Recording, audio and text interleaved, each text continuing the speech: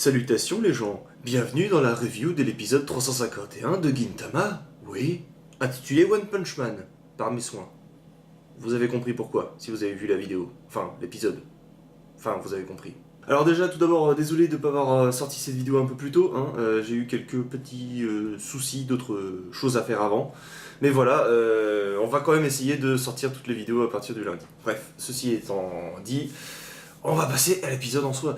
Alors déjà, ce qui est bon, c'est que, comme ça a été prévu dans la review de la semaine dernière, c'est effectivement déjà le dernier épisode concernant la bataille du quartier Kabuki. Bon, quand on lisait les scans, ça avait l'air beaucoup plus long que ça, mais au final, ça a été vachement rapidement résumé. Au final, quand t'as beaucoup de chapitres comme ça où il y a beaucoup d'actions, au final, ça s'adapte très très vite en animé. Donc, au final, c'est pas plus mal de se taper 3 épisodes de la bataille plutôt que, je sais plus, attends, je lis mes trucs, plutôt que 13 chapitres pour la bataille, quoi. Parce que 13 chapitres, ça fait quand même beaucoup. Là, le dernier épisode, il fait que 3 chapitres. Ce qui prouve que c'est assez condensé au final. Et il se passe quand même beaucoup de choses, donc on va en parler maintenant. Hein. Alors déjà, il y a un truc qui m'a pas mal tilté, c'est le tout début de l'épisode. Mais vraiment le tout début, le flashback avec Edoro. En fait, il y a deux façons de voir les choses et les deux sont bonnes pour moi. T'as la première qui te dit mais c'est quoi ce bordel, qu'est-ce que ça vient foutre là alors qu'on est encore avec la bataille avec les Shinra, tu vois, tu te demandes qu'est-ce que vient foutre Edoro et qu'est-ce que vient foutre Ogai, le chef des Daikini. En vrai, c'est mal foutu dans le sens où ça ne devrait pas être là. Et dans un autre sens, si tu pars du principe que tu reverras Edoro quoi qu'il arrive et que pour faire monter la hype autour du perso, c'est absolument énorme. Moi j'ai beaucoup aimé en fait, j'ai beaucoup aimé, mais au début je fais c'est un peu chelou de le mettre là, mais avec la petite mise en scène qui n'était pas dans le manga. J'avais même pas besoin de vérifier parce que je savais, enfin, je trouvais ça trop chelou sur le coup, où tu vois Edoro qui pose sa plante dans son garage et qui referme la porte derrière lui avant d'aller sur le champ de bataille. T'as rien, t'as pas de musique, rien, mais tu comprends tout de suite ce qui va se passer. Tu comprends, tu sais que le mec qui va arriver sur le champ de bataille qui va tout défoncer. Donc ça te fout une petite hype pour un perso dont t'en as rien à branler, quoi. Enfin, je veux dire, Edoro, c'est un des persos les plus random de Gintama, quoi. T'en as rien à foutre de lui, c'est uniquement pour le côté sketch, pour le côté humoristique qu'il existe, quoi. Parce que c'est un putain de démon qui a l'air vachement sanguinaire, qui a un regard qui tue. D'ailleurs, on le retrouve dans l'épisode, ce regard qui tue. Et là, on nous le présente pour la toute première fois comme un perso sérieux, entre guillemets. Alors, non, même complètement sérieux, tu vois. Donc c'est bien foutu, mais en fait c'est un parallèle que je faisais déjà à l'époque où j'utilisais les scans justement avec le Prince Atta. Prince Atta c'est pareil, c'est un gars complètement random, t'en as rien à foutre en vrai. Tu te marres à chaque fois qu'il apparaît parce qu'il est là uniquement pour ça, il a été créé pour te faire marrer. La manière dont il tourne ça avec ces deux personnages-là dans cet arc, c'est vachement intéressant, c'est vachement bien foutu et ça fait plaisir en fait que Sorachi ait pensé à développer des personnages aussi random pour apporter un peu plus de cachet à l'histoire, quelque part. Ouais, je raconte de la merde, mais t'as compris à peu près l'idée. Donc voilà, ensuite on enchaîne sur la fin de la bataille contre les Shinra. Autant le boss des Daikini, Ogai, j'en avais rien à foutre, autant les Shinra, j'en avais tout autant rien à foutre. Parce que ça fait un peu redite, avec la bataille des 4 Devas à la toute fin de l'arc des 4 Devas justement. Bon, tu savais qu'ils allaient se faire pourrir, le boss des Daikini il a encore moins de prestance que Ogai, donc tu t'en fous quoi, enfin, je sais même plus comment il s'appelle déjà. Sotatsu, ouais, voilà. Bon, par contre, le côté team-up, entre guillemets, entre Jirocho et Gintoki fonctionne toujours aussi bien, voilà. T'as le moment magique où t'as Katsuo... Attends, c'est Katsuo qui s'appelle, voilà. Le mec, il se fait défoncer dans son propre flashback par Jirocho, c'était parfait, et en plus, pour l'anecdote, ça fonctionnait beaucoup plus en manga qu'en animé, parce que là, ça fait moins écho, tu vois, parce que en gros, t'avais eu 3 semaines d'affilée, 3 chapitres d'affilée où t'avais que des flashbacks de Jirocho, j'en avais plein le cul. Déjà, le perso, il m'insupportait au possible à ce moment-là. à ce moment-là de l'histoire. Et là, t'as Sorachi qui s'est permis de faire une blagounette par rapport à sa propre façon d'écrire l'histoire. Où t'as justement le flashback de Katsuo qui se fait rembarrer par Jirocho. Non mais ton flashback était vraiment nécessaire. Ça fait 3 semaines qu'on se tape les flashbacks du boss et maintenant on est obligé... et maintenant je me fais rembarrer pour une petite scénette à moi. Non mais c'est quoi ce bordel? Donc voilà, ça fonctionne beaucoup plus en manga mais on peut pas adapter toutes les blagues. Mais c'était quand même très très drôle en animé donc voilà, c'était cool. Puis tout ça finit et ben, comme on le voit dans l'opening. D'ailleurs, l'opening et le petit ajout de Jirocho et de sa fille Piccolo à la fin qui fait toujours plaisir. Donc oui, ça fait écho à l'opening, je disais, quand tu vois la scène avec le mari d'Otose qui est en train de fumer sur le toit devant le champ de bataille. Ah, c'est une putain de bonne scène quand même.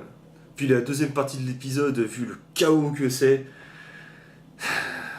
difficile de démontrer tout point par point. Déjà, il y a un truc qui est beaucoup mieux géré, et là je parle en termes d'histoire, pas en termes d'adaptation ou quoi, c'est l'aspect bataille, l'aspect purement stratégique. Tu ressens enfin que t'es dans une bataille en fait. C'est à la fin du dernier épisode, à la fin du troisième épisode consacré à la bataille du quartier Kabuki que tu ressens ça quoi. Donc voilà, t'as envie de dire que c'est un petit peu dommage quand on arrive seulement maintenant, mais au moins on l'aura eu cet aspect bataille rangé, cet aspect stratégique qu'on attendait quoi, quelque part dans une telle bataille. Parce que là t'as tout un plan qui est dressé de la bataille du front avec les Shinra et les Takini qui sont en déroute justement et qui provoquent la peur au sein des troupes Amanto, quoi, les troupes de base, lambda. Et, euh, et là t'as Gintoki justement qui propose de faire une sortie remarquée et ça c'est plutôt bien vu sur le coup. Et ça part complètement en couille au moment où t'as le Hogai qui décide de remotiver ses troupes et que t'as l'arrivée très remarquée de notre One Punch Man national cornu, j'ai envie de dire.